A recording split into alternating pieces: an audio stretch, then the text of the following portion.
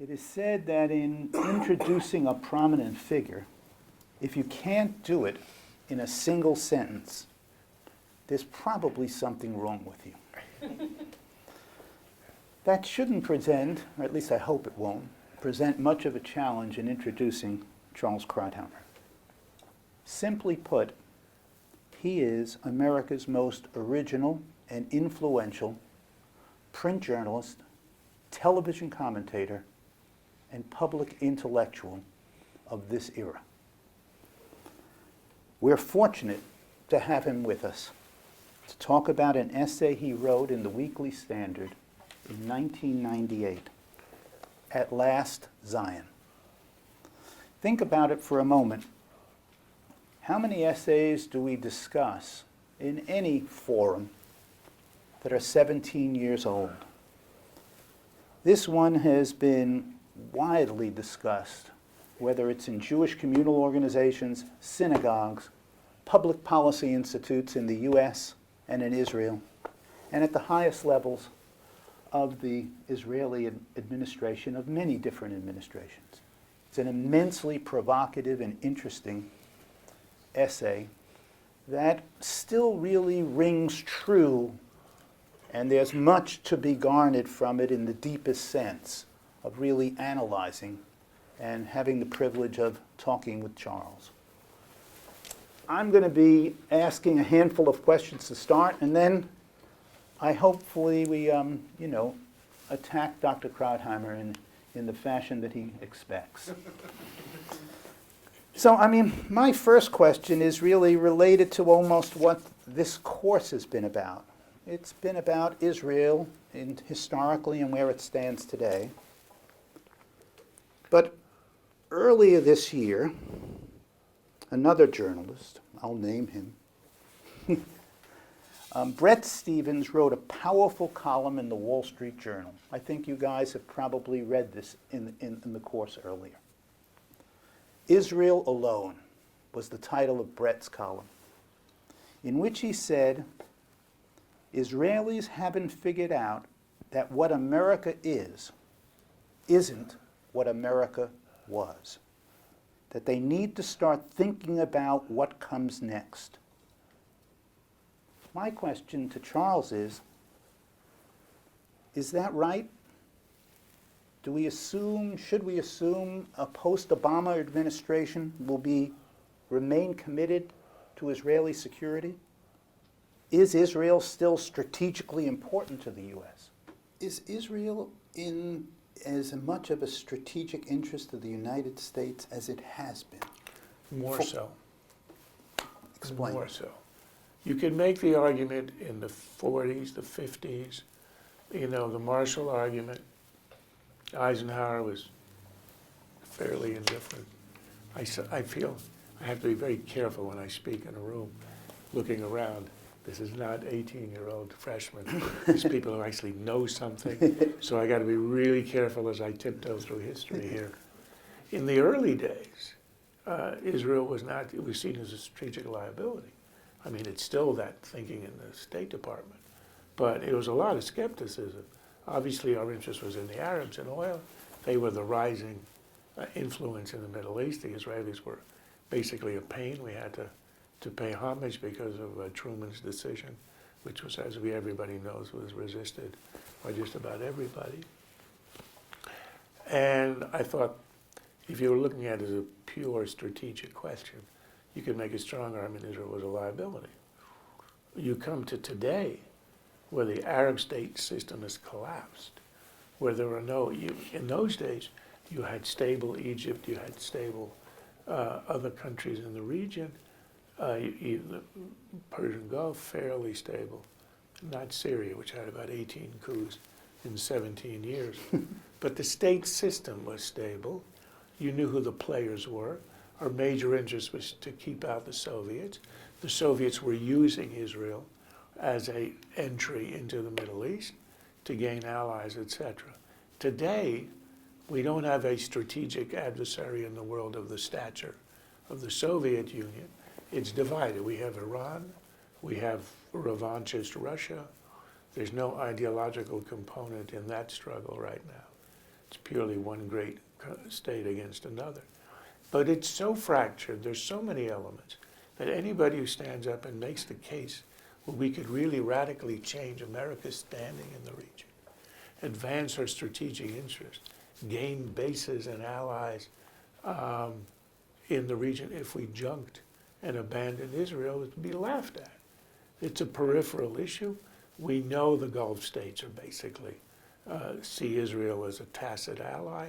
What did we have in the last few weeks?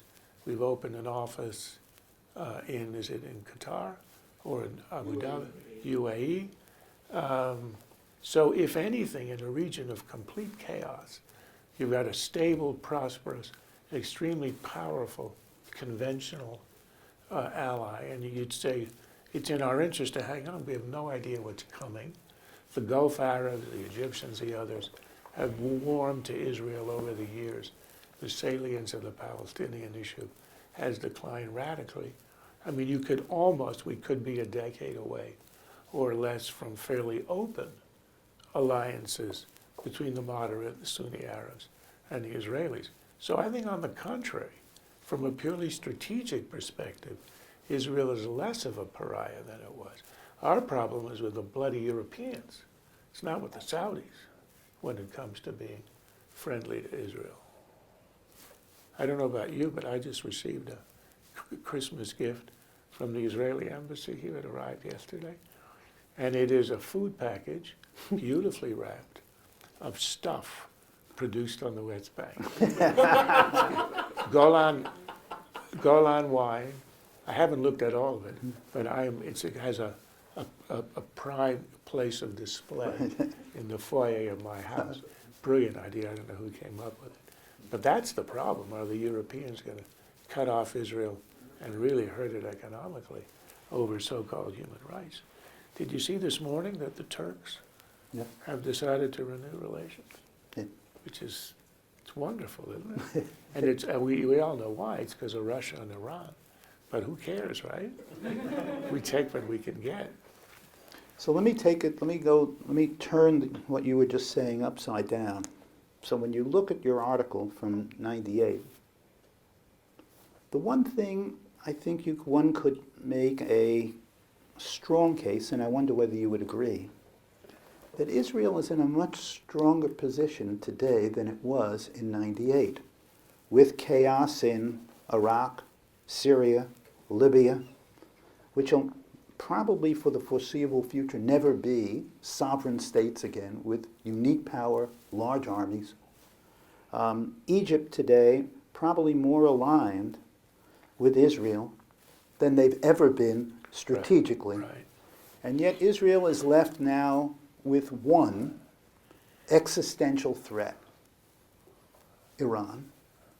And given that Israel has a very large military, large nuclear arsenal, the ability to probably execute a first strike, or God forbid, a second strike, is Israel today, if you were writing this article today, is Israel less threatened than what you thought of at that moment? It's a difficult question because Israel is constantly threatened, but at different levels and from different places. Looking at the conventional view, going back to '48, Israel being surrounded by countries with real armies, real states dedicated to its eradication. That is at the lowest level ever, as you say, probably right now, obviously close to zero. The existential threat is at a level as never before seen because Iran is near to getting a nuclear weapon, and its, let's just say, its policy is unpredictable. Just living under the Damocles sword, let's assume it acquires a weapon, will not use it directly, or at least, but for Israel to live under the Damocles sword is in some way to undermine the very idea of Zionism. I mean, Zionism was a cure to Jewish helplessness. And the cure it offered was we defend ourselves. That was sort of the ultimate idea. We don't depend on others. We aren't the court Jews. We don't have to go ask favors of the Gentiles to protect us. But this is a situation where it's lost the means to assure its survival. In the past it did by having overwhelming conventional superiority, but with an unpredictable enemy that could be willing to sacrifice. You know, Rafsanjani said, Israel's a one-country bomb. The Islamic world is immune to true damage even by an Israeli retaliation. Iran could be wiped out, but if you're looking at this from the point of view of an Islamist, could be worth it. You know, you do one great battle and Israel's gone. So it's living in a circumstance where it's existentially threatened as it never has been before. Now, the reason you have to put a caveat there, it's not inevitable and it's not 100% certain right now. Obviously, an all-out attack could wipe out the Iranian nuclear capacity and set it back.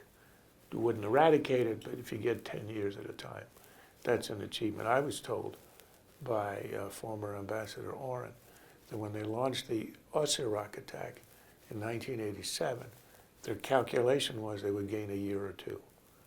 So I had imagined that they had calculated 10 years, 15, but that they would launch an attack, take the risk, both the military and the diplomatic risk, of doing that to gain a year or two, tells them how important it was and how Israel calculates that even a year or two or three of gain is worth it, even if you have to keep doing it again and again. So it's a hard balance. The worry I have is this, and this is where Obama comes in. The worry I have is that this is a country, Israel, that can defend itself up to a point, but in the end has to have one great ally, and that's us. And with Obama, you got the beginning of a vision of what it's like to be abandoned, the beginning of abandonment or neglected, or in some ways, you know, diplomatically, if nothing else, assaulted. And what happens if and when that happens? The reason I'm somewhat optimistic is I do think, as I've tried to argue, spend those 15 minutes, that I think Obama's anomalous. And I don't think this is the beginning. If I'm wrong about this, I don't see it in any of the candidates, for example. I don't see that kind of anti-imperialist position and kind of antipathy to Israel surviving or being transmitted in his party. The worry I have is that Europe is going to, and this is not, I'll make one more distinction. There are two reasons to abandon Israel if you're a Western power. Strategic, or if you like, moral. Europe is withdrawing from Israel for what it thinks is moral reasons. Unworthy, oppressive, I mean, the press, I don't have to go into this. You know how Israel is a pariah, this thing they've done with the West, the labeling of the foods.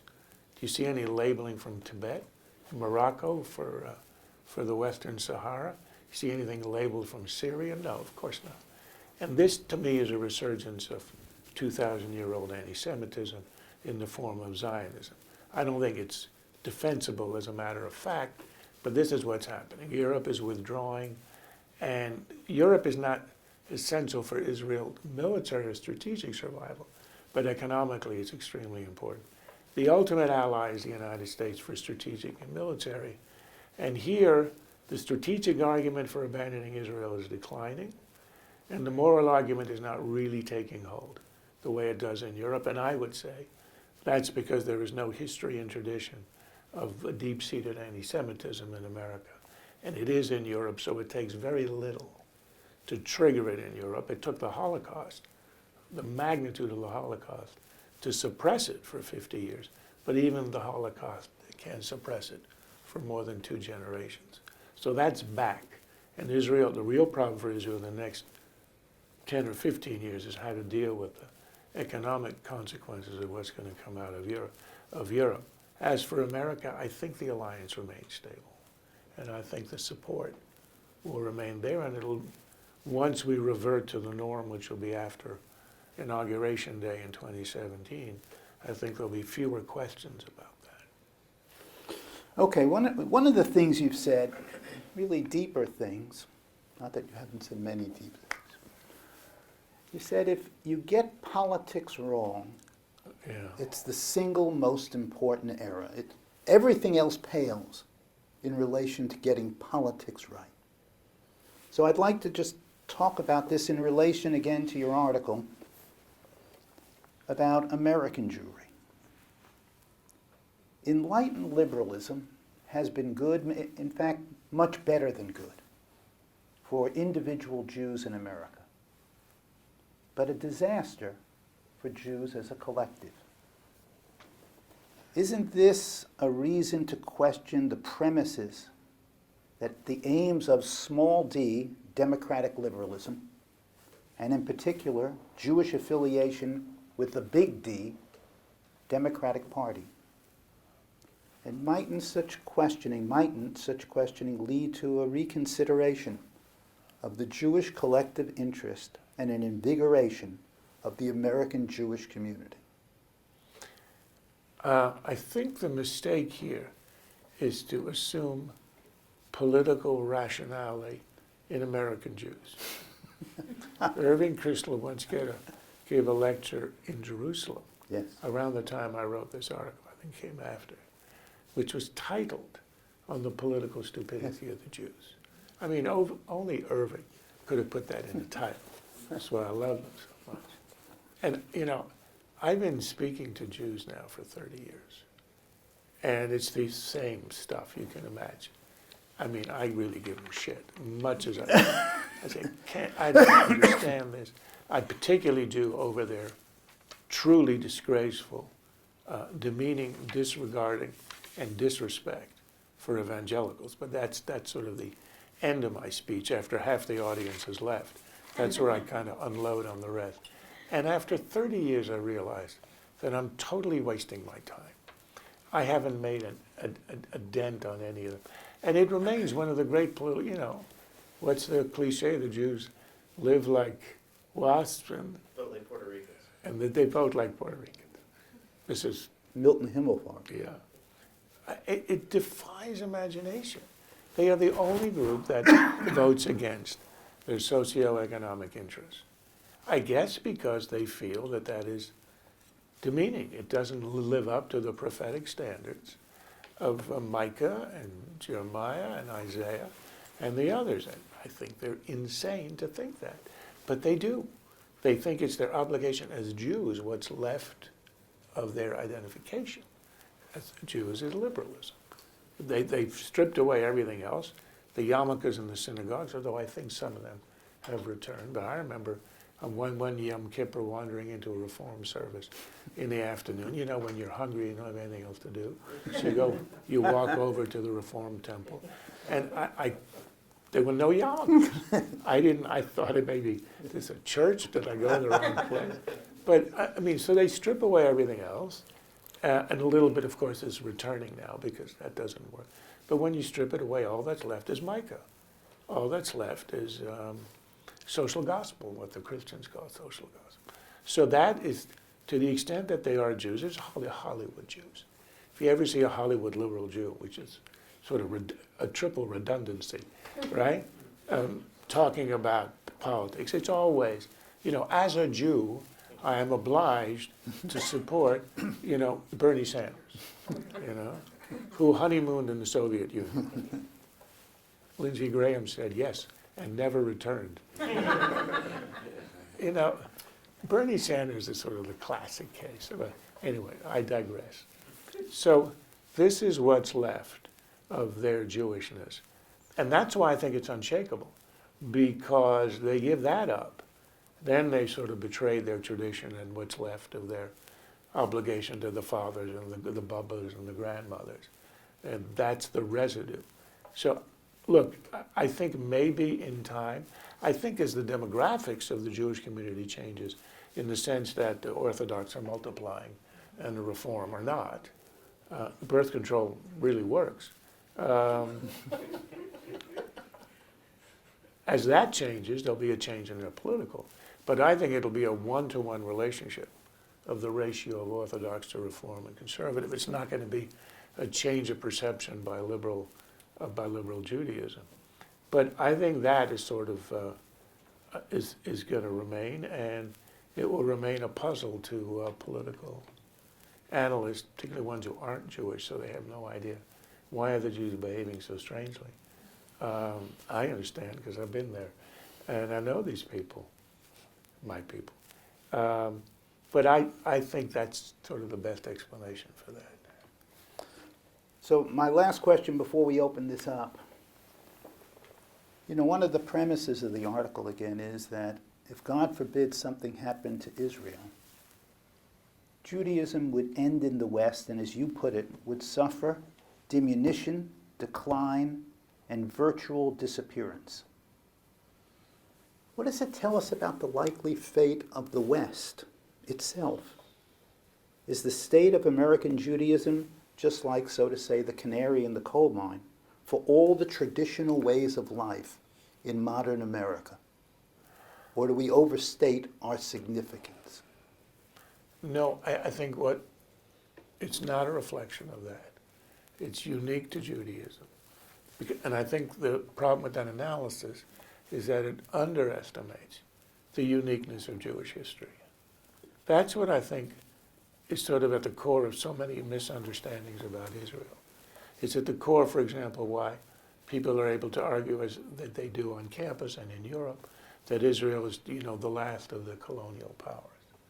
Well, the Dutch had no history in South Africa. We hadn't exactly spent 2,000 years, we, sort of the Anglo-Saxons, in New Zealand before landing on the shores with Captain Cook.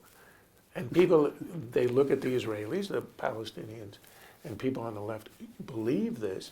We're a settler, colonizer, alien influence that came in. We're not. The reason they have trouble understanding it, for some it's just pure, malevolence and malice towards Jews, is because the Jews have done something never done before by anybody else. Even the Jews didn't imagine it could be done. They returned. No one's ever returned. We can't even read the Etruscan language. Everybody disappears. The 10 tribes disappeared. When Jefferson sent out Lewis and Clark, he sent them up to see Dr. Benjamin Rush, Philadelphia, to gather sort of questions and things to study. One of the things that Rush said that they should look for is to listen whether there was any resemblance in the language of the Indians to Hebrew. And perhaps the Indians were the 10 lost tribes.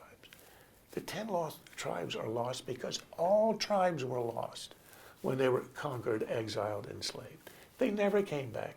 Anybody, I think the single most consequential political decision in the history of the world is a minor one that Cyrus the Great made, probably offhandedly in an afternoon NSC session, where item 17, the Jews, they want to go back. Yeah, sure, let them go back. So if he had said no, there'd be no Jews, no Christianity, no Islam, and no Western art to start with. So, this is a story that is so improbable, the revival of Hebrew. That's never happened. No language has ever been revived to become the language of everyday life, ever. So this is the uniqueness of our history. And that's why I think it's such a fragile thing.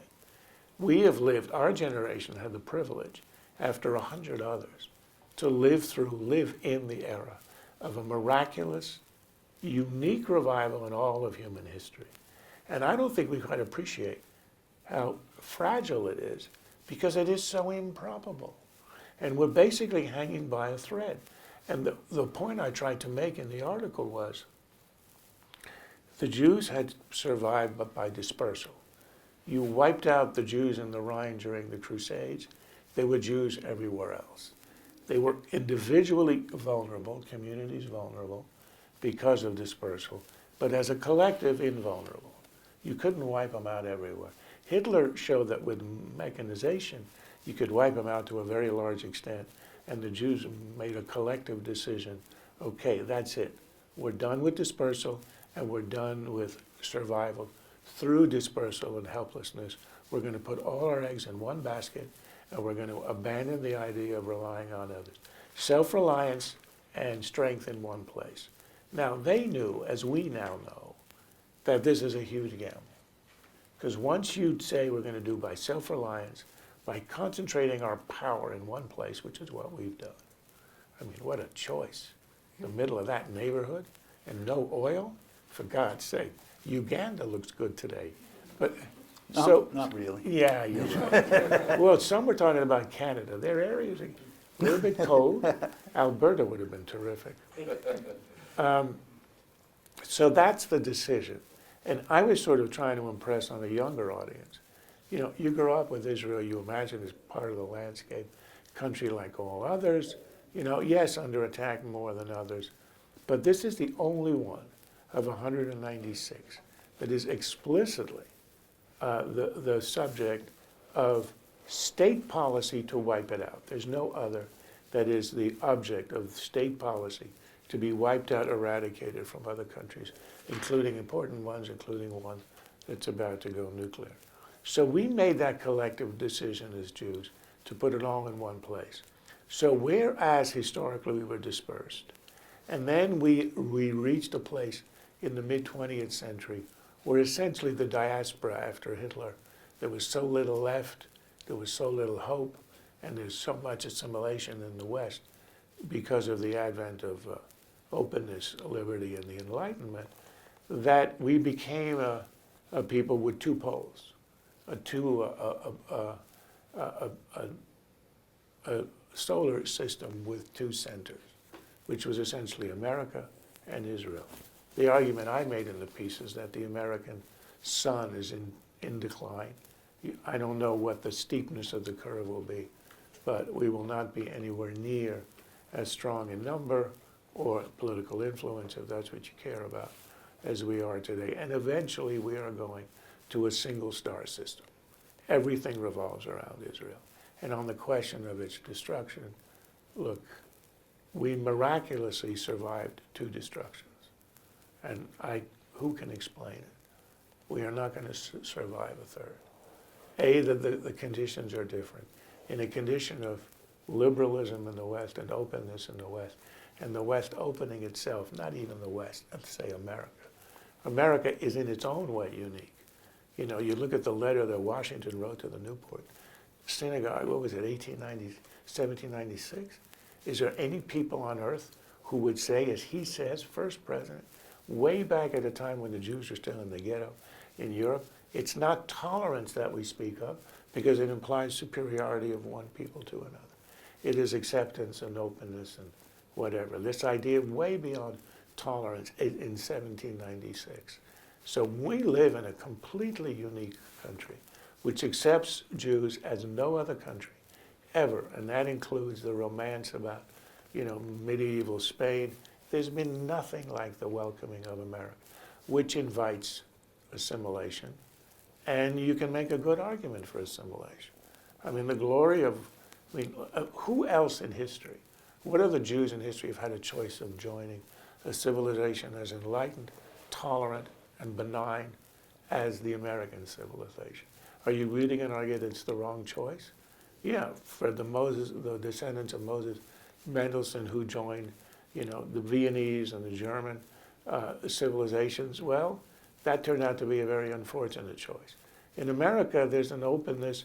It's very hard to make a case to a young American Jew who says, you know, yeah, this is interesting, I'll keep eating the bagels and the lox, but I want to be American and I'm going to leave the rest of it behind. That's a powerful case.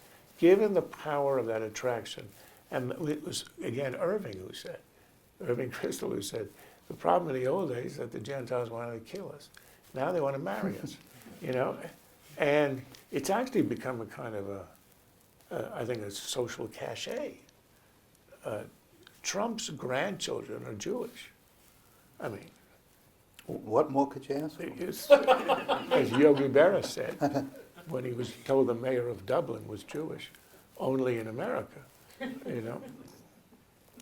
There's never been such attraction, there's never been such openness, and there's never been such a structural imbalance of the Jewish presence, Jewish culture, Jewish confidence, and Jewish continuity in Israel, which is almost guaranteed. You breathe, if you're speaking in Hebrew, and the Sabbath is your Saturday, and your surroundings are all Jewish, and the history is in every time you dig a foundation to a house, you find the coins from the Bar Kokhba era saying year of liberty 1, year of liberty 2 and 3, and that's where it stops.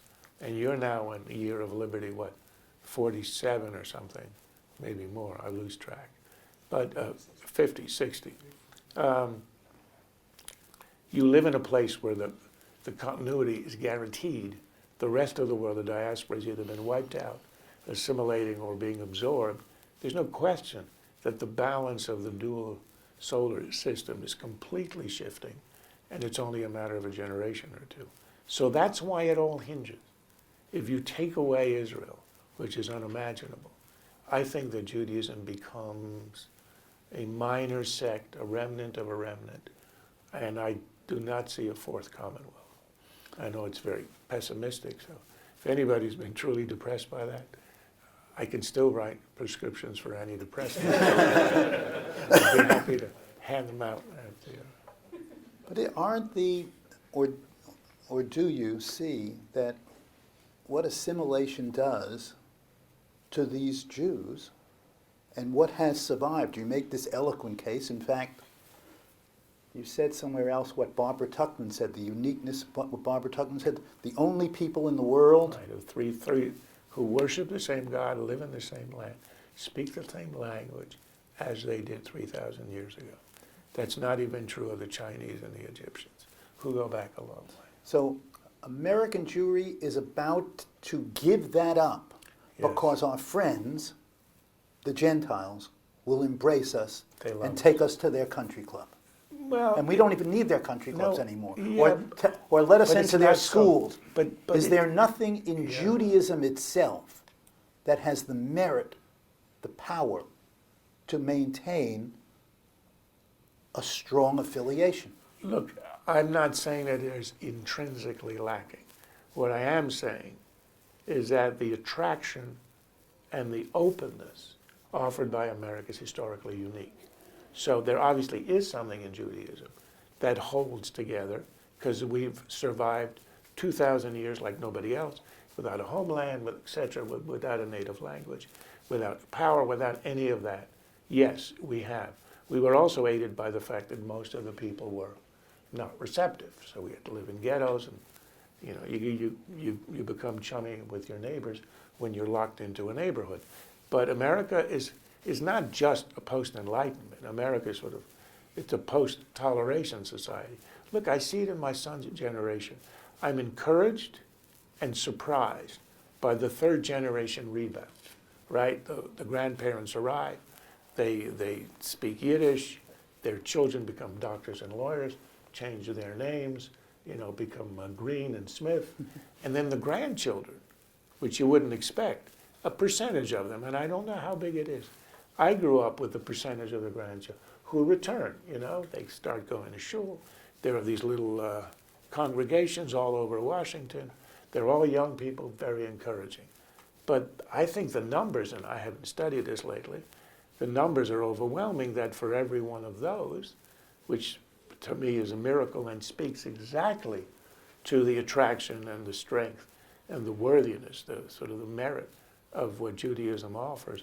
For every one of those, I would guess, looking at my son's generation, there are 9 who might have had a bar mitzvah, who didn't exactly like it, and were happy to put it behind them. Now, I can't predict that the rebound and the return is not going to strengthen, but if you look at the numbers, I think you have a growth of the Orthodox, which is a whole different attitude towards the secular world.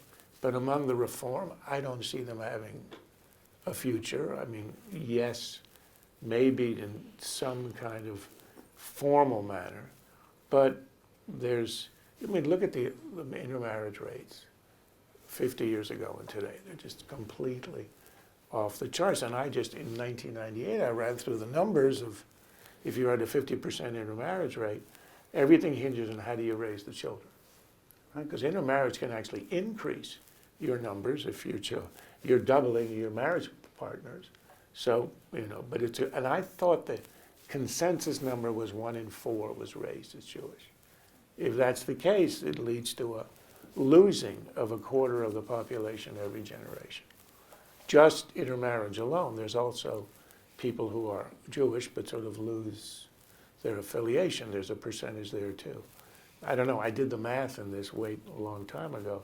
The number may not be as steep as I had predicted then, but it certainly is. And we had this phenomenon about a year ago where the first time since John the Baptist walked the earth, the Jewish community in Israel is the largest on the planet. It's been a long time. And the numbers are obvious. They're rising in Israel, and they're declining in the West, and particularly here. Let's just open this up. Jamie? Sort of on that subject, there's a lot of demographic change in this country among the non-Jewish population. We're going to be a majority-minority country by 2040 or whatnot. What challenges do you think that poses to the American-Israeli relationship and reaching out to these new communities and explaining the importance of it to them? That's an interesting question. Was there something inherent about the sort of Anglo-Saxon European tradition, which was overwhelming 50 years ago, that helped to cement a bond with the Jewish state? I think I hadn't actually thought that through. Given the level of anti-Semitism in Europe itself, historically, you would think not. The one new thing is the evangelicals. I mean, that is radically different from 50 years ago to today. I talked at the Kudus or Christians in Jewish. Kufi? Yeah. Kufi? And I remember being stunned, not just by their support of Israel. You remember the old story when the Begin came here first time, late 70s, and he had a meeting with Falwell, and he came to a meeting in New York. Somebody asked, "How can you embrace Jerry Falwell? Don't you know the only reason he supports you and Israel is because you're the harbinger of the second coming?" And he said, when the Messiah comes, we'll ask him, "Have you been here before?" Until then, I really don't worry about that. But because I always thought, yes, it has to do with the eschatological views of their evangelical faith and the Jewish play. But I got it completely wrong. I talked and I listened to the other speeches. The theme of the other speeches was how their Christianity was a very close cousin, that the Jews were family, not about Israel, eschatology, redemption. That they downplayed to an amazing extent sort of the central disagreement about whether he's come once or not. Sort of used to be the focal point. They sort of glossed over it. I was told that a third of the people there celebrate Seders. They see themselves as part of family. Had a little misunderstanding a long time ago, but we are. So there was this sort of intense religious affiliation and bond with Jews, having little to do with Israel. And I was impressed by that, and I realized I had totally misunderstood sort of where the fervor and the friendship and almost the familial feeling comes from. So that, I think, is new. That, I think, does not change. And that's the one thing that American Jews... What's the source of that, do you think? The source of the evangelical...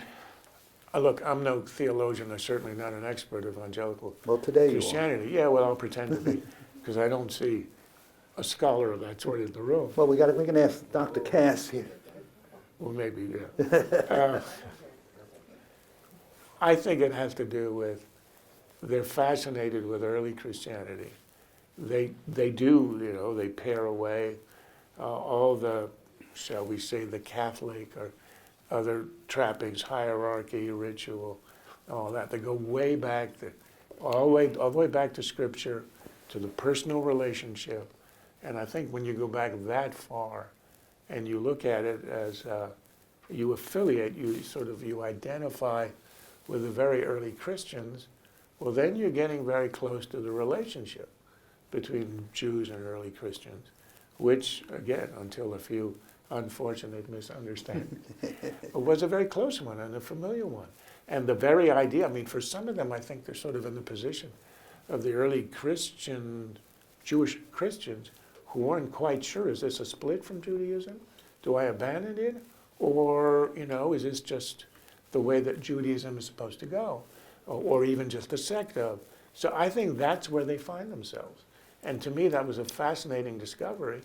And it encouraged me because it meant this is deeper than some kind of calculation of how do we bring the rapture. Mike? I have a question, but just on your last point, if I may.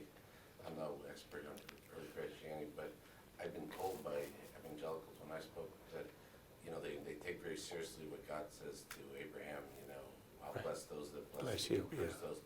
And that has affected Yes. People. Winston Churchill, for instance, was very influenced by Disraeli saying, God deals with the nations, the nations deal with the Jews. He never exactly said it, but essentially said something. But he thought Disraeli said it. And in fact, in that event, I heard that said at least twice. But my question, you were looking at U.S.-Israel relationship from the U.S. perspective. How do you assess Israeli foreign policy, particularly, let's say, just as a point of departure after 1973, after the last of the conventional attacks on Israel? You've seen Israel as being, creative, prudent, thoughtful. How do you look at how the Israelis have approached their challenges? I know it's a big swath of time, but I'm just curious. I thought they've approached it very, very well, given the cards they were played, with one tragic, historic, and near catastrophic mistake, and that was Oslo. They've been dealt a really bad hand. They handled the early phase, intra-nation phase, where they had to deal with conventional war. Conventional enemies survived and prevailed, and then traded away where it was needed, 73 Sinai and the peace treaties. But Oslo was a mistake of colossal proportion. And the echoes today, I remember there was a meeting somewhere I was here in Washington, and Shimon Peres was the guest. It was a room like this. He was a little bit late. He walks in, first he sees me, he says, Krauthammer, I'm not a messianist. That was the first line. He didn't even say hello to him. But I'd given a speech in Jerusalem where I talked about Jewish messianism, and the latest example was Shabtai Tzvi was a pretty bad one. Bar Kokhba was even worse.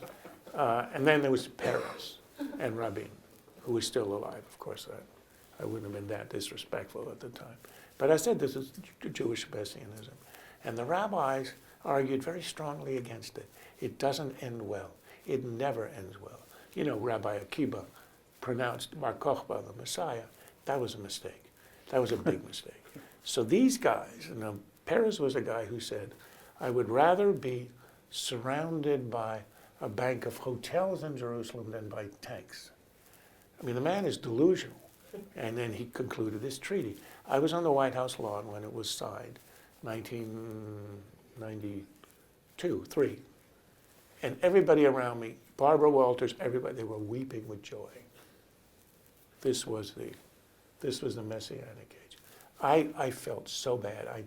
I heard Arafat's, I listened to Arafat's speech, unlike the others. It was a triumphal speech. This is the beginning of it. It was not. Rabin's speech, this is the end of the enmity. This is the end of the... And what they didn't understand, apart from all the territorial stuff, the absurd treaties, 18 appendices about all committees they were going to work on, completely wasted paper because nothing was going to come of it. But what they did is they conceded to the world the Palestinian narrative. Until then, people in the West generally saw Israel, plucky state, defending itself against terrorists who attack people in the Vienna airport, go to Uganda, hijack, pick out the Jews. That was the story. Here was a state, a legitimate state, being attacked by people who, they may have good cause. And all of a sudden, the Palestinian narrative, the Nakba, the fact that this was one state imposing a colonial state, implanting itself, the Palestinian, look, you can make a case for it. I think that if you're a Martian observing the history of this conflict, I think you would say the Israelis have the better of the case. But it was Israel conceding the case. It was Israel conceding that it may not really be their land. And then you get all the way 5 years later, 7 years later, where Jerusalem isn't the united. It was American policy that Jerusalem would be the united capital and never divided. Within 7 years, it's now conceded that there is a occupied Jerusalem, non-Jewish Jerusalem, which includes, of course, the Jewish quarter, which is an interesting contradiction that we all carry in our heads. But Israel conceded the argument and the narrative. And when Peres came into that meeting, and I argued with him about what he had given away, he said, no, our great achievement now is that the whole world has accepted a two-state solution. I said, but Mr. Foreign Minister, until Oslo, the whole world conceded that it was a one-state solution with problems. Now you think it's your achievement that the Palestinians are accepted as having the right to a state next door before they've conceded anything? So today we start from the two-state solution as the beginning line, and then you negotiate what Israel has to give up in advance. Whereas before it would have been, and it was, if it's going to be a state, and it wasn't even accepted before Oslo, well, then they're going to demilitarize, adjustment of boundaries, et cetera, no right of return. They gave up the story, and Europe now accepts the story.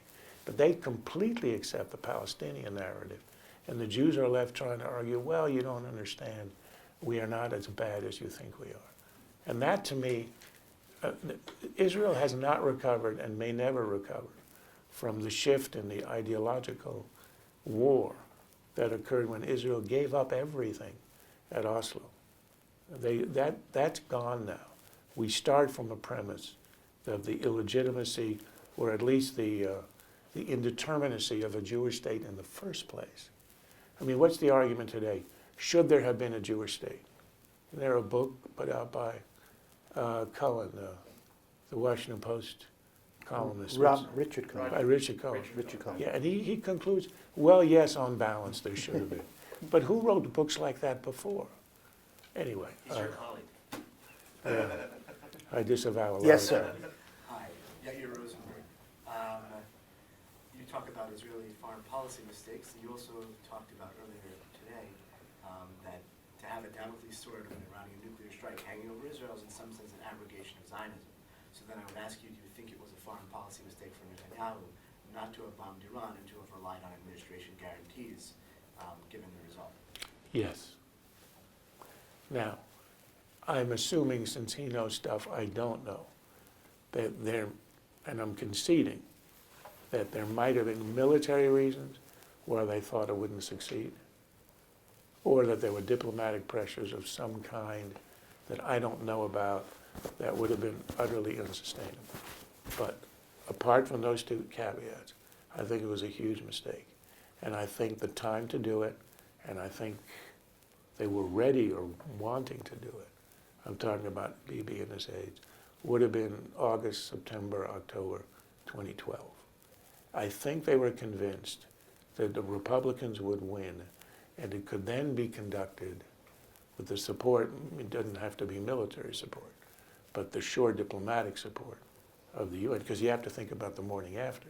The morning after are going to be 18 resolutions, Security Council, to ostracize Israel, to boycott Israel, to cut under all kinds of stuff, where the Europeans would be in play.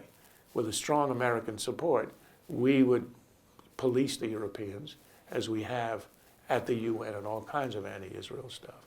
With Obama, we wouldn't only not police the Europeans, we'd probably join the jackals.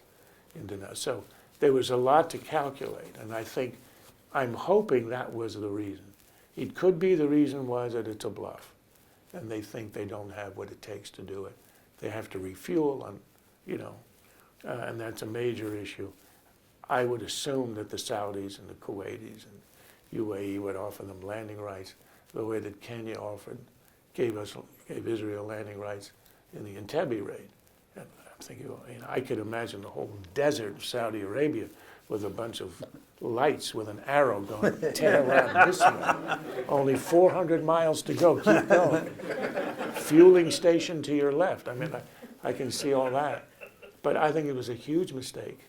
I think it's going to have to be done, and it'll be done later, and it'll be harder.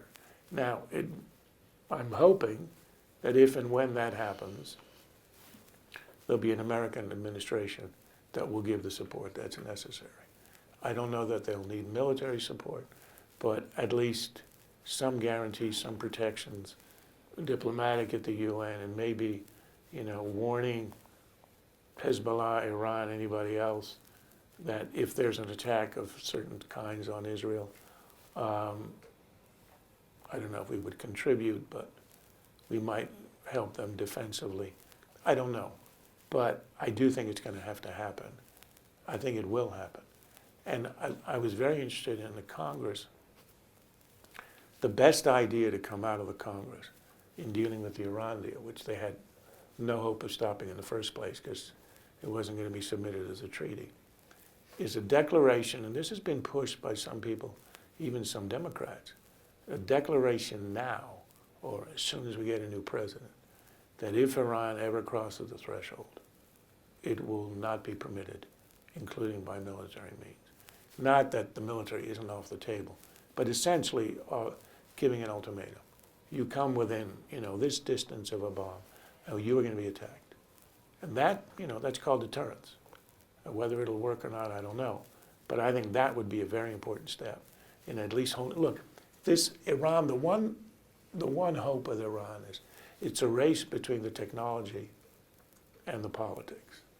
If there's ever an Iranian revolution, which I suspect there will be, these kinds of regimes do not last generations. This one's lasted quite a long time. Soviet only went 70 years. The Nazi was 13 years. Of course, little outside help in bringing it down. That is true. But these revolutions usually burn themselves out because you cannot sustain that kind of fanaticism and ideological fervor through generations. It could last one or two, but generally not. And we know we saw it in the first, in 2009 when there were the demonstrations, and of course Obama, being an unusual president, anti-imperialist, who thinks the biggest crime of the 20th century was the overthrow of Mossadegh in 1953, but perhaps second only to the overthrow of the Guatemalan government in 54. He felt it wasn't our moral. We didn't have the moral standing.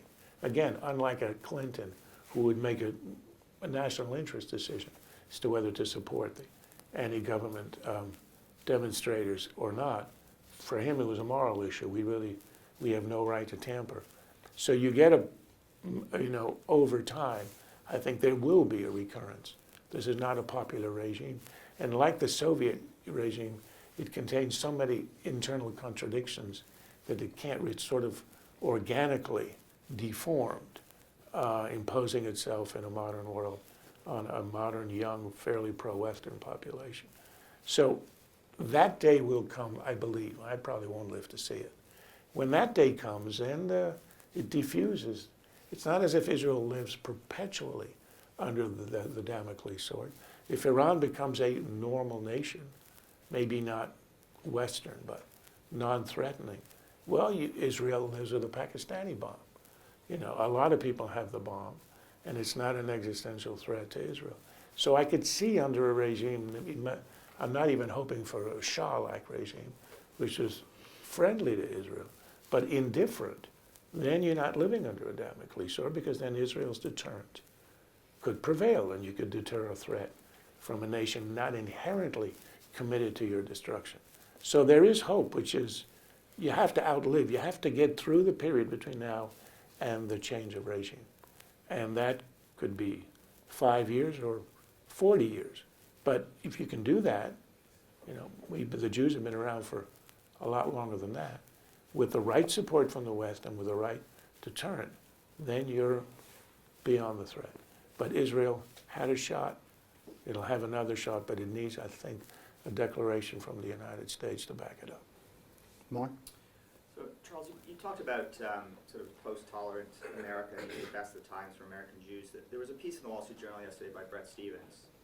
I don't know if you saw it on this whole dual loyalty issue. And Bret talked about a really just remarkable case Oh yeah, I saw a piece of a it. dentist. Yeah. You saw that. Well, dentists can be dangerous. Who just for those who didn't see the piece, a Have you 6-year-old seen dentist- Marathon Man? Sorry. Laurence Olivier. Yeah. Scary man. Dentist who, retires from his New York practice, wants to help serve the nation, 6 years old, goes and provides dental services to the U.S. military, and loses Living his, in Rockaway, right, far Rockaway. loses his security clearance because he's got a brother and a sister living in Israel and an old mother with dementia who he calls once a week, and he loses his security clearance. Now, for those of us who are American Jews living in this city, that article was not a surprise. I mean, this is one of the worst kept secrets in Washington, is that as American Jews, you are constantly facing this sometimes indirect, sometimes very explicit accusation of dual loyalties. And I'm an immigrant to this country from the Great White North, and this was one of the most shocking things for me to discover in America, that you truly have not assimilated here. You are still looked at as potentially unpatriotic. You have dual loyalties, and particularly in the national security establishment. Can you comment on that? I mean, Yeah. was the story Because- overblown in your view? No, it was a fascinating story. We have different experiences. I grew up in Canada. I guess you did too. I didn't know that. Where I felt the otherness, never anti-Semitism, but one of the reasons I left is because I thought if I ever get involved in politics, I'll always be an outsider. I will never be seen as Quebecois. And after all, I don't really care. The central issue in all of Canada for all of my youth was, should Quebec have a flag and a seat at the UN? Since I think the UN amounts for nothing in the world, I thought that was a pretty good way to waste your life, to even care. So I'm getting out of here because I don't really care one way or the other. Give them a flag and a seat. Who gives a damn? So that was sort of, but I knew I was an outsider. I went to a Jewish day school, and in Montreal in my days, I don't know how it is now, all schools were parochial. There were no public schools. The government supported them all. And there were two school boards. There was the Catholic School Board of Montreal, and there was the Protestant School Board of Montreal. So on the outside of my school, it said, United Talmud Torahs of Montreal, Protestant School Board. Our Jewish school was considered a Protestant school because we weren't Catholic. So I grew up as a Protestant. This is a very heavily, this is a state that didn't even have the idea of the public school. And I knew I'd always be a Jew and I'd always be an outsider. And, there was one minister when the Olympic Games went wildly over budget. Corruption was, this is 1976. Drapeau, right. And they called in, at one point, they were so deeply in debt, and the corruption was just out of hand. They called in the one Jewish minister, forget his name, I don't know who he was, and they put him in charge. They brought the Jew in to clean up the mess, and he did. And that's how you were seen. They were Jews on the courts, but they were always Jews on the court. Does anybody say of Ruth Bader Ginsburg, that Jew on the court? Never. Yes, sir. Tal Brown. You described Obama earlier as an anomaly and anti-imperialist. Would you argue that Obama is making tshuva in some way during his last period? He announced at first that he will close Guantanamo. Well, it's still open. Pulling out from Iraq, returning back. Pulling out from Afghanistan, returning back. Not interested in Syria or being involved there, and I guess that using Israelis is some way of doing his dirty job. and we'll see in the future what will come again. Does he understand now what his former American generals were saying? And I quote from Alexander Haig,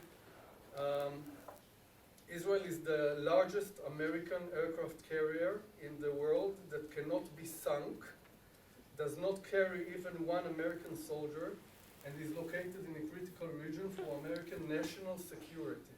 Another major general, George J. Keegan Jr., which was a former Air Force intelligence chief, was quoted saying, America's military defense capability owes more to the Israeli intelligence input than it does to any other single source of intelligence. Its value is worth more than 5 CIAs.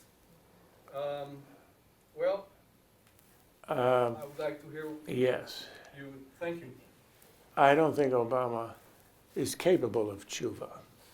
I mean, after all, did you ever see him in shul on Yom Kippur? I never have. Look, Obama hasn't changed a bit. Like the Bourbons, he forgot nothing and he learned nothing. I think he believes exactly as he believes before. He's being pushed into these minor corrections by circumstances. At a certain point, you have to admit, if you don't do something in Afghanistan, you're going to end up with helicopters on the roof of the embassy while you're still in office. He doesn't care if it happens after he leaves, but he doesn't want to happen between now and then. So he's staving it off. He's doing a holding operation in Iraq for the same reason. He doesn't want to see Baghdad go down. I mean, it won't. Iran won't allow it. But he doesn't want to be humiliated while he's in office. These are all holding operations. And when it comes to Israel, he's been behaving fairly nicely. But I just want to put out one thing, and I'd like you, Roger, to think about this, and everybody here. There is one huge danger looming, and that is Palestinians are going to put forth a resolution, Security Council endorsing a Palestinian state, which essentially wipes out 242, right? The whole 50-year understanding that Israel has to withdraw from occupied territories in return for peace. That gets wiped out because this is a state with no peace. And then for Israel, it's just going to be unimaginably bad. Anytime you go, any soldier enters the West Bank, that's an aggression against another nation. So at the UN, there'll be trials, the International Criminal Court. The complications for Israel are going to be unbelievable. So between now and Election Day, Obama's not going to tell you he won't allow it to go through.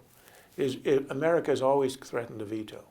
I'm worried that between Election Day in November and the day he leaves office, there is a 2-month window when Obama will be able to play out all of his prejudices. And none of those has changed. This is not a man who changes worldview. He's the same anti-imperialist who came into office, and he will be after he leaves office. But there is a 2-month window, and I can't figure out what the strategy could be to try to prevent that. What kind of pressure? What can you do in Congress? What can you do among the candidates, the Democratic candidates, more than anybody, to make that less likely? But that, I think, this is where Obama's going to show himself. Now, maybe he won't do it. Maybe he thinks it's beneath him because he's done all the damage he needs to do to Israel. He's done enough. He can walk away. He'll do it as UN Secretary General in the future. But for now, he's got 2 months, and that's where I think this unrepentant man who still thinks, I mean, look at the way he's been talking about the anti-ISIS campaign.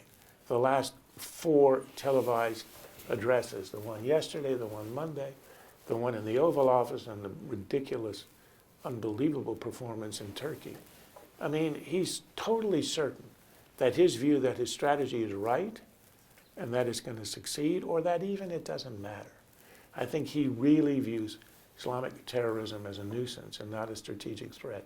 And he's so sure of that, he doesn't even have to pretend, which he's not even, he gives a few speeches, but he reads them like it's a hostage tape. And you see him yesterday, the stuff he says is unbelievable. So this is not a man who's changing. And I would just want to drop this little question for people to think about. There's almost a year between now and then. But that, imagine what happens if we support that. And by international law, Palestine exists And every action Israel does is an act of international aggression. Imagine what that opens Israel up to and what will happen with relations with Europe. Remember, we used to police European anti-Israelism and keep it tamped down. That was our job at the UN. This would open the floodgates. That's why I'm praying for the strength and good health of Vladimir Putin. Why? Because perhaps he'll veto the resolution. Why? To pull Israel away from the United States. That's a bridge very far. That's But why, does he that's why I'm think- praying, not planning. Yeah, no, I mean, I can see him wanting to warm relations and all that, but I can't see him, he's a smart calculator, calculating that he could ever pull Israel away from the U.S. because there really is no, unless he's going to offer something. I don't know what he offers. He's got too many other fires. Anyway, that's It's a interesting. very narrow window, though. You Yeah. can't do anything before the election because it would destroy Oh, yeah, Mrs. of Clinton's course. Yeah, chances. the best So hope- he's got, the best he's hope got, is Hillary. The best hope is Is Hillary. Hillary, yeah. Somehow Hillary has to be convinced It's- by people that she cares about, or who knows, that she needs to make a declaration, but what could she actually promise? Private pressure on Obama, but certainly she can't stop it. it would require a very, very courageous, if it was a Republican, actually no longer recognizing the UN, which we should have done Yeah. many years ago, but that's what you would have to think about from a legalistic point of view, that it doesn't have the authority, the moral authority or the legal authority. And that's a very, very long bridge. David, you want to? Dr. Krauthammer, thank you. Quick response to your last remark about the threat of a UN Security Council resolution with American support, and a quick response to your article at Last Zion. The only thing that could probably stop Obama, prevent Obama from going forward, this is how it's viewed in Jerusalem, is a credible Israeli threat to take specific actions such as that. If Washington were to move to support a resolution against 242. I'm not sure there's anything that can be done on this side of the ocean to deter Obama from going forward, and he's telegraphed in so many ways. What can he do? It's too hard for him to back Israel in this, because Israel's not making the steps that he Right. wants to see. So I think that Jerusalem is going to have to take and issue very specific declarations as to what might ensue if Washington moves away from its traditional position. With regards to your article at Last Zion, those of us who moved to Israel out of a grand, historic, meta-historic sense of drama, believe that the Third Jewish Commonwealth won't fail and won't fall. And whatever it takes, we'll make it work. Netzach Yisrael lo yishaker. That's what my father used to say when we talked about Israel. Look, I feel it's an obligation to make sure that throughout my life I did what I could, because that prospect would make everything I've done lose its value. There's nothing more important than that. And I honor your choice. I had that choice to make when I finished college, whether I would move there or not. I think I made the right decision in terms of what I could do for the cause. I was a student of David Hartman. He was my teacher at McGill. He was a philosophy professor at the time. I wrote, my thesis I wrote for him was a comparison of Karl Marx and Maimonides. That was the only person on the planet who's ever written that, to see a connection between the two. And David said to me, when I went off to Oxford, he said, and then I decided to go to medical school, he said, you know, there are 1 million doctors in the world. Then he flattered me a little bit and said, we need you. Come with me to Jerusalem, because that's when he set up the Hartman Institute. And I thought I would get lost in that. And I didn't know where I was going, but I needed to stay here.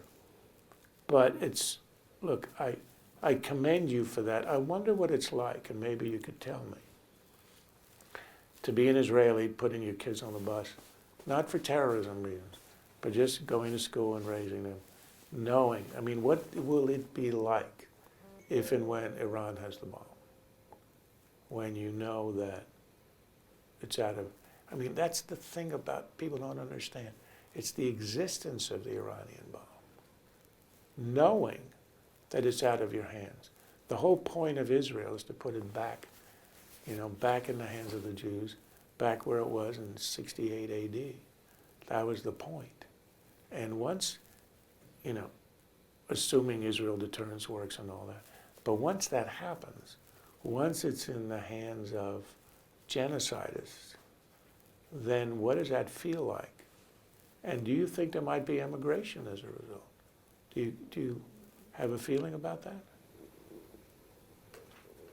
My personal sense is that Israeli society is becoming more traditional, more deeply rooted, more ideological than ever before. I'm talking about secular Right. Israeli society, digging in for the long term and not being frightened away despite the shadow that you're talking about. Yeah. Well, as you people say, kol hakavod. By the way, supporting what David's saying, Israel has a real high fertility rate outside of the Orthodox. Right. Yeah. Secular Jewry has a fertility rate of, I think, 3 children per family. 4 has become the new 3. Really? Yes.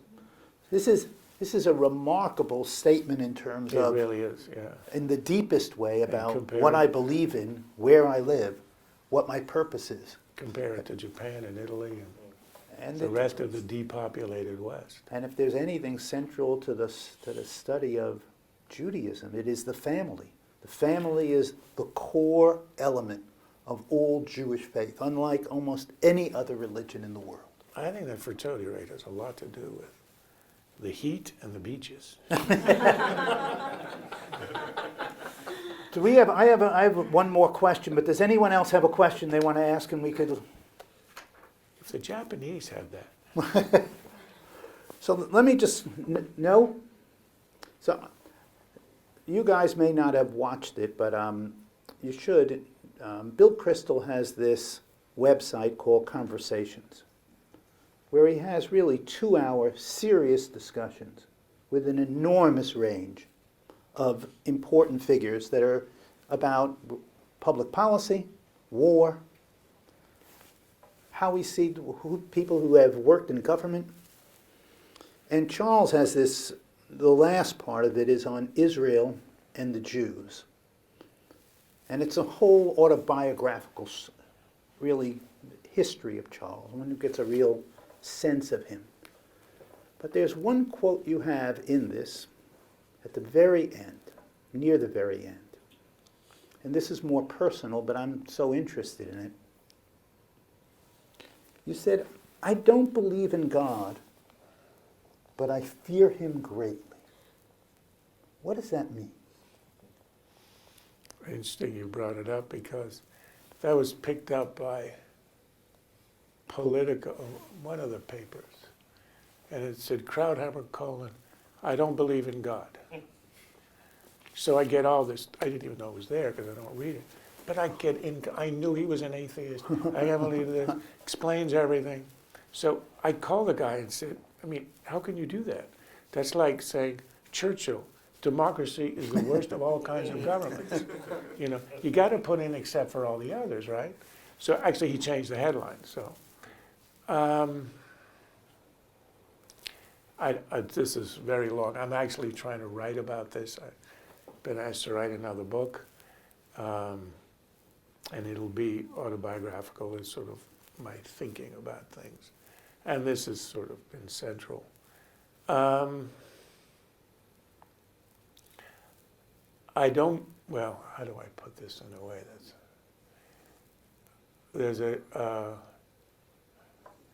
there's sort of a history of kind of Yiddishism. People who, you see them, I guess, in New York in the Yeshiva libraries. They're all raving atheists, but they're so devoted to Jewish history that it obsesses them, and they read and they comment. and they do all this. I have a very difficult time in synagogue because I do go like 3 days a year. It's my max.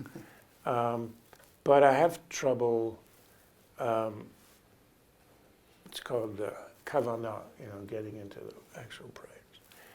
Long ago, when I was very young, I went from being a fervent believer when I grew up to not so much a non-believer as skeptic. I mean, my theology can be summed up as the only theology I know is not true, the only one that I'm sure is untrue is atheism. Everything else I'm unsure about. But I know that there's not nothing. The idea that, the Christopher Hitchens Dawkins thing, that I know there is nothing except what we see, and that's it, is to me the most implausible, arrogant, but it can't be because things don't create themselves.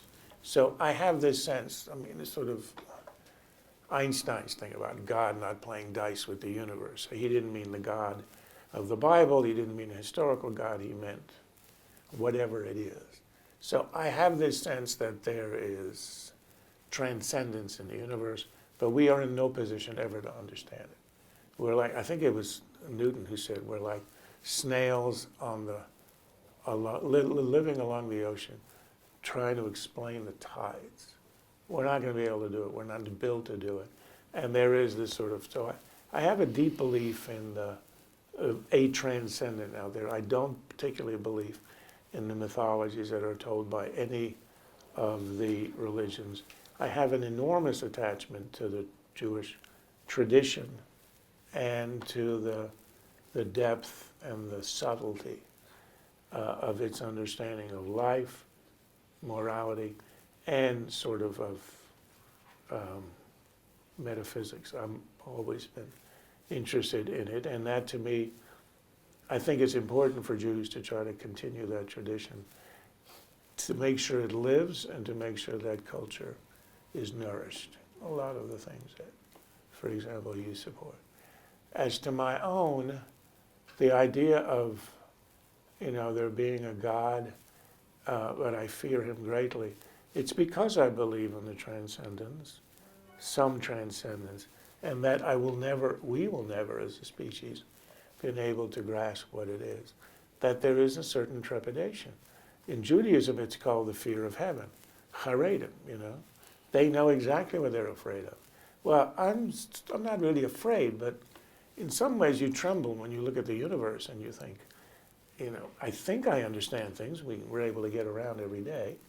And I know, you drive a car, certain things will happen. The laws of motion, they all work. But obviously, there's something deeply contradictory and mysterious about the universe, since all the laws of causality are broken when you think about them long enough.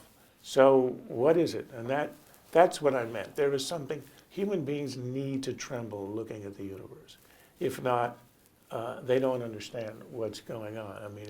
That's sort of the key, is to understand how little we can Look, in physics, they say that, right now the newest fashion is dark energy is 90% of the universe. We don't even know what the hell we mean. It sounds wonderful, dark energy. What that means is we have no bloody idea what's going on out there. In medicine, you say he's got idiopathic renal disease. Sounds really, boy, that's really idiopathic means we have no idea what the cause is, right? Nosological actually is a better word. You use it when the patients are around, because that means hospital-induced. So if you're talking, you've got nosological infection, meaning we made you sick, but don't tell your lawyer. So there are all these fancy words, So this is idiopathic, means we just don't know what the cause is. So I live in an idiopathic universe, and I don't feel there's any contradiction between that and being Jewish. It means that I don't exactly accept the texts as literal. I sort of look at the Bible the way I would the Iliad or the Odyssey. I don't rely on it for guidance. How to travel the Mediterranean by boat. I don't refer to the Odyssey. And the Bible is one of the great works of literature, but as the guide of truth, I don't accept that. So basically, that's my complicated. It's mostly like post-adolescent theology, but I've never outgrown it. And the reason I'm having trouble writing the book is the same reason I've now had trouble explaining it to you, because it's very simplistic, it's very primitive in my views, but I really don't see very much of a way around it. So that's where I stand. Most of the time, I don't tremble, I just ignore the issue. Do you think Jews would have survived all of these generations if they had had your, not all, but the critical elements of the Jewish people would have survived if they had your intellectual thesis about? Not a decade. I didn't raise my son to believe that. I didn't think it was my place to make him grow up thinking that was not the religion of the family. Religion of the family was Judaism. I wanted him to have exactly what I was given, which was a traditional, orthodox, literal. I mean, you got to learn the text. You got to know how to. You have to know Talmud. You have to be able to read Rashi. You got to know what's there. If you don't know what's, as my father said, I can't make you religious, but he said, I can't make sure that you'll be religious, but I'm going to make sure that you're not ignorant. So I not only went to Hebrew school, but I was sentenced to the extra Gemara class 3 days a week, 3 times a week, where everybody else was playing baseball. And that wasn't enough for him. He had a rabbi come 3 nights a week to the house for extra Gemara. Now, I didn't mind the Tuesday night and the Thursday night, but the Saturday night, that was hockey night in Canada. Hockey night in Canada. And I'm studying Bava Metzia. My brother and I at shul, we would pray for snow.